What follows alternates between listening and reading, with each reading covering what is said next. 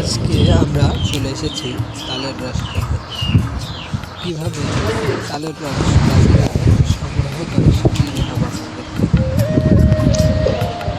শত বছরের প্রাচীন ঐতিহ্য তাল গাছ কেটে রস বের করা। যদিও এখন তেমন দেখা যায় না, তারপরেও কিছু কিছু লোক এখনো তাল গাছ কাটে এবং তাল গাছটি কাটা খুবই কষ্টসাধ্য। পিছনে ভাড় বেঁধে এক এক করে গাছের একই পা দিয়ে উঠতে হয় উঁচু তাল গাছে, যা একজন গাছের জন্য খুবই কষ্টসাধ্য। মূলত চৈত্র মাসের শেষের দিকে এই তাল গাছ কাটার পালা শুরু হয়।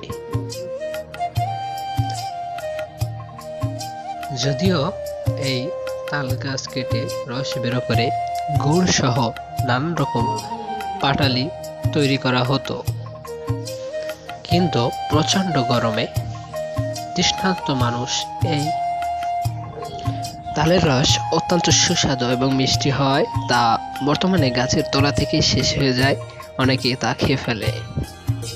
বহু লোক ছুটে আসে এই তালের রস খাওয়ার জন্য দূর দূরান্ত থেকে।